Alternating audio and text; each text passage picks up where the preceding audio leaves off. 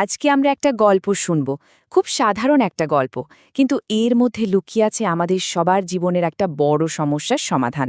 মানে, এই যে সারাদিনের টেনশন, স্ট্রেস, এই ভারটা কিভাবে হালকা করা যায়, চলুন সেই পথটাই খুঁজে বের করি।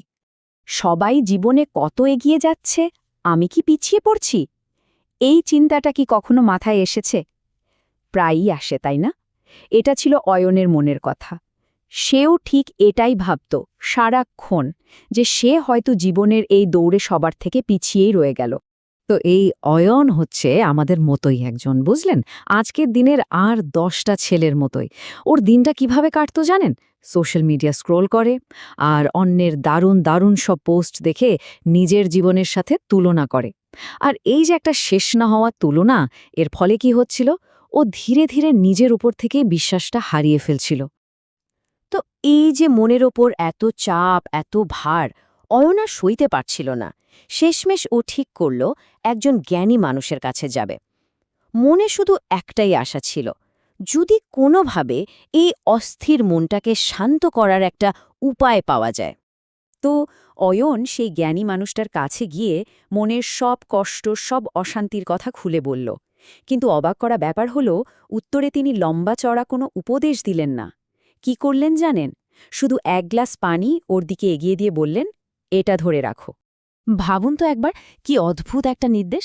আর ঠিক এখান থেকেই কিন্তু শুরু হলো অয়নের আসল পরীক্ষা।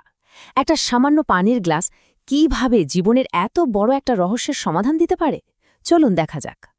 এবার দেখুন, সময়ের সাথে সাথে ব্যাপারটা কোন দিকে মোড় নিল।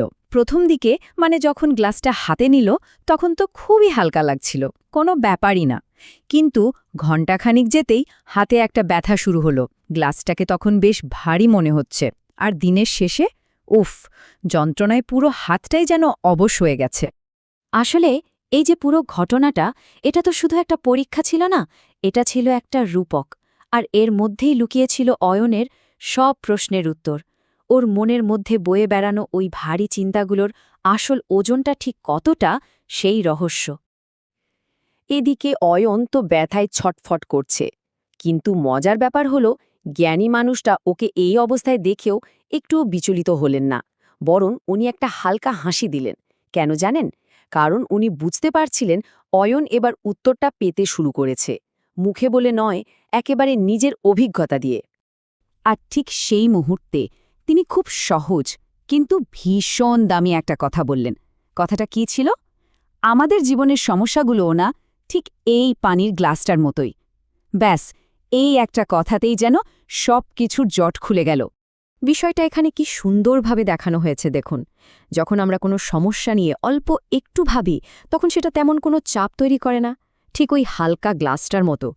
কিন্তু ওই একই চিন্তা যদি আমরা ছাড়তেই না পারি, ঘণ্টার পর ঘণ্টা, দিনের পর দিন মাথায় নিয়ে ঘুরি, তখন কি হয়? তখন মন আর শরীর দুটোই যেন অবশ হয়ে আসে। নতুন করে কিছু ভাবার বা করার শক্তিটাই আর থাকে না। আচ্ছা, গল্পটা তো শুনলাম, শিক্ষাও পেলাম, কিন্তু আসল প্রশ্ন তো অন্য জায়গায়। এই যে মানসিক বোঝার কথা বলছি, এটা নামানোর বাস্তব উপায়টা কি? চলুন এবার আমরা সেই দিকেই যাই। কিভাবে কয়েকটা সহজ স্টেপ ফলো করে এই শান্তির পথে এগোনো যায়, সেটাই জেনে নিই। প্রথমেই যে কাজটা করতে হবে, সেটা হলো দিনের শেষে গ্লাসটা নামিয়ে রাখা। মানে সারা দিনের যত নেগেটিভ চিন্তা, যত টেনশন, সব ঘুমানোর আগে মন থেকে ঝেড়ে ফেলতে হবে। 2 নম্বর পয়েন্টটা খুব জরুরি, নিজের ওপর বিশ্বাস রাখা। বুঝতে হবে যে প্রত্যেকের জীবনের পথ, সফল হওয়ার সময় সবই আলাদা, তাই অন্যের সাথে তুলনা করাটা আজই বন্ধ করতে হবে। 3 নম্বর হলো, এটা মনে রাখা যে আমাদের মনই কিন্তু আসল শক্তির জায়গা। আমরা যা ভাবি আমরা তাই হয়ে উঠি, তাই চেষ্টা করতে হবে পজিটিভ চিন্তা করার। আর একদম শেষে 4 নম্বর স্টেপ, এক লাফে বড় কিছু করতে যাবেন না, বরং প্রতিদিন ছোট ছোট টার্গেট সেট করুন আর সেগুলো পূরণ করুন। দেখবেন এই ছোট ছোট জয়গুলোই অনেক বড় আত্মবিশ্বাস দেবে। তো এই যে এত কথা বললাম, এই পুরো গল্পের সারমর্মটা কি? সবচেয়ে মূল্যবান শিক্ষাটা হলো বর্তমানকে গুরুত্ব দেওয়া। আমরা কি করি বলুন তো? হয় অতীতের কথা ভেবে আফসোস করি, না হলে ভবিষ্যতের কথা ভেবে টেনশন করি।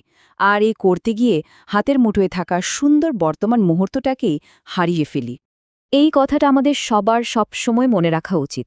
আজকের এই দিনটা, এই মুহূর্তটা, এটা কিন্তু আমাদের জীবনের জন্য একটা গিফট। একটা উপহার। আর কোনো কারণ ছাড়াই শুধু দুশ্চিন্তা করে এই সুন্দর উপহারটা নষ্ট করে ফেলার তো কোনো মানেই হয় না, তাই না?